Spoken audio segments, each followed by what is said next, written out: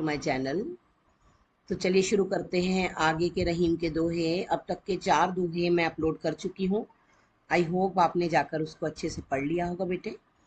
और प्लीज़ आप मेरी वीडियो देखकर मेरी वीडियो में जो भी आसान से समझाए जाते हैं दोहे उसे पढ़कर समझ लिया कीजिए, क्योंकि ये आपके लिए बहुत इंपॉर्टेंट है बेटे। मैं सिर्फ आप लोगों की वजह से ही ये वीडियो बना रही हूँ कि अगर 1% ऐसा हुआ कि मुझे जॉब छोड़नी पड़ी, स्कूल स्किप करना पड़ा, तो कम से कम आप मेरी वीडियो से सीख सकते हैं। चलिए। दीरघ दोहा अर्थ के आखर थोरे होए, जो रहीम नटकुंडली सिमटी कूद चढ़ी जाए। दीरघ दोहा, यहाँ रहीमदास जी क्या स्पष्ट करना चाह रहे हैं? रहीमदास जी कह रहे हैं कि जो दोहा है, आपने देखा होगा जो कवि लोग जो ये दोहा बना लिखते हैं उसमें 4 लाइन होती है, 4 पंक्तियां होती हैं।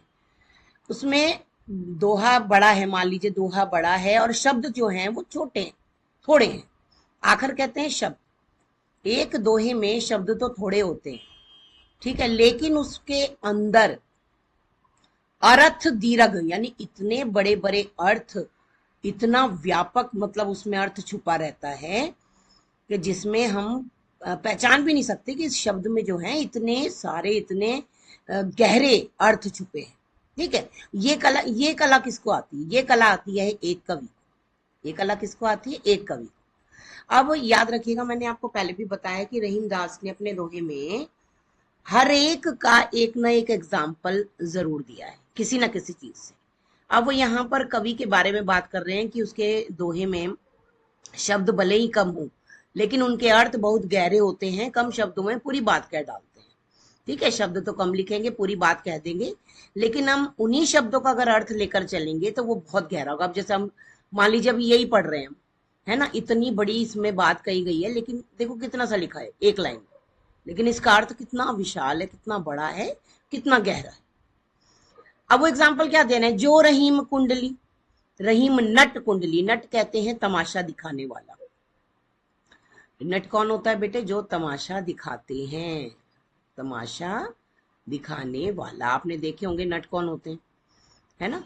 नट होते हैं बेटे, आपने देखा, रस्सी पर चलते हैं ऐसे करके, कई बड़े से पहिए को उसमें छोटा सा छेद बनाएंगे, उसमें से आग लगाएंगे और बीच में से कूद जाते हैं। तो यह कलाकार ही कर सकता है, हम और आप लोग नहीं कर सकते हैं। ठीक है। तो अब यहाँ पर जो कवि हैं वो भी तो कलाकार हैं। इतना सा दोहा लिखेंगे और उसमें अर्थ इतने सारे छुपा देंगे। तो रहीमदास जी ने इनकी एग्जाम्पल किससे सेट किया है? सेट किया है उस नट से जो अपने शरीर को कुंडली मार लेता है।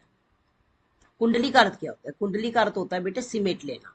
आपने देखा इतना लंबा सा सांप होता है ना, और उसके बाद उसमें क्या कला होती है कि वो अपने शरीर को ऐसे करके सिमेटेगा, कुंडली मारेगा और कुंडली मारकर बैठ जाता है। देखा है आपने शरीर को? इतना लंबा होता है, लेकिन जब वो अपने शरीर में कुंडली मारता है तो वो ऐसे घूमकर पूरा एक सिमट कर बैठ जाता है।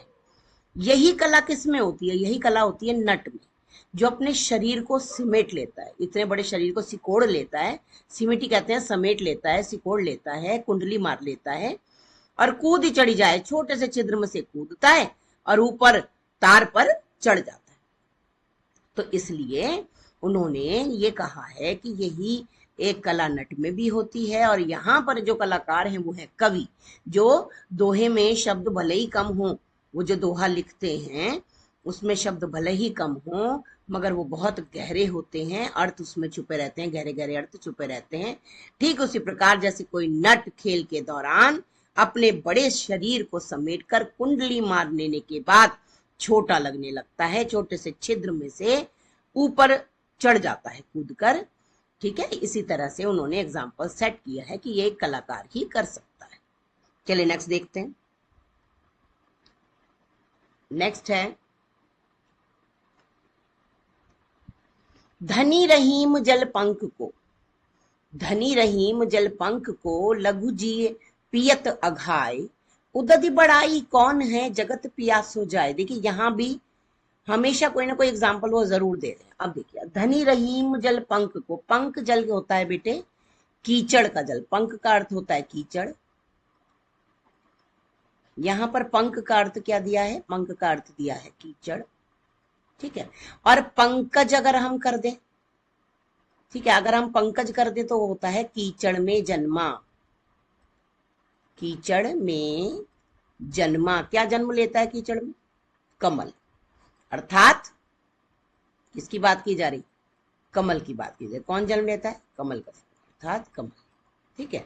अब वो क्या कह रहे हैं? कह रहे हैं कि धनी रहीम जल पंख को, धन्य है। धनी यहां पर धनी वो मालदार वाली बात नहीं हो रही है। धनी का अर्थ यहां पर है धन्य, धन्य है।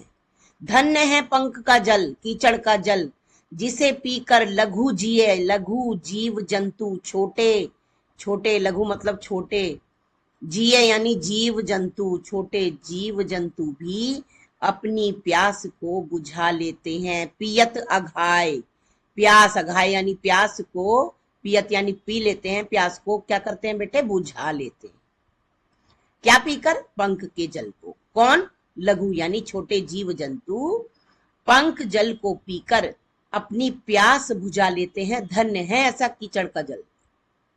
वहीं उदति बढ़ाई कौन है जगत प्यास हो जाए? उसकी बढ़ाई क्या करना? जिसके करीब रहकर भी चाहे कोई जीव जंतु हो, चाहे इंसान हो, प्यासा का प्यासा ही चला जाता है। जगत उसकी बढ़ाई क्या करेगा?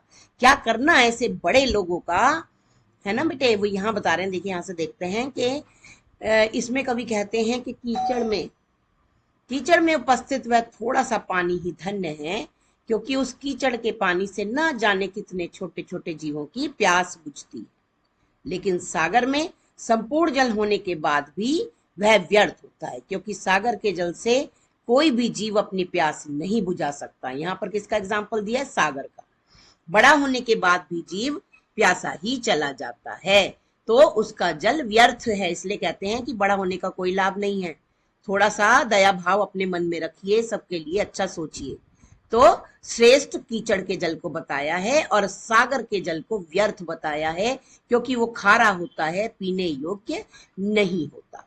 आई होप आपको मेरी ये वीडियो अच्छी लगी होगी, आपको समझ आई होगी बेटे। दोनों अच्छे से दोबारा से पढ़ लीजिएगा। तब तक के लिए शुभ रात्रि, अपना ध्यान रखिए।